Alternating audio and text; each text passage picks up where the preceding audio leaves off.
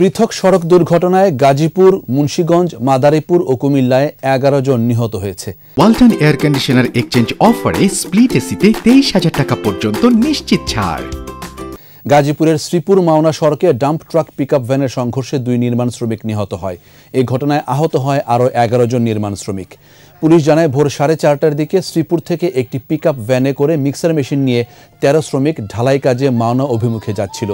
পিকআপটি ঘটনাস্থলে এলে পেছন থেকে একটি ডাম্প ট্রাক তাদের চাপা দেয়। এতে ঘটনাস্থলেই একজন নিহত হয়। আহত 12 জনকে উদ্ধার করে শ্রীপুর উপজেলা স্বাস্থ্য কমপ্লেক্সে নেওয়া হলে চিকিৎসক অপর একজনকে মৃত ঘোষণা করেন। ঢাকা-চট্টগ্রাম মহাসড়কের মুন্সিগঞ্জের গজারিয়া অংশে সড়ক দুর্ঘটনায় একই পরিবারের 3 জন নিহত হয়েছে। এই ঘটনায় আহত হয় আরও 2 জন। মাদারীপুরের রাজৈর উপজেলার বদরপাশা কাঁঠালিয়া ব্রিজের পূর্ব পাশে একটি ট্রাক অটোবাইকের পিছন দিক থেকে ধাক্কা দিলে অটোতে থাকা 2 জন ঘটনাস্থলে নিহত হয়। নোয়াখালীর বেগমগঞ্জে ট্রাক ও সিএনজি চালিত অটোরিকশার মুখোমুখি সংঘর্ষে 3 জন নিহত হয়েছে।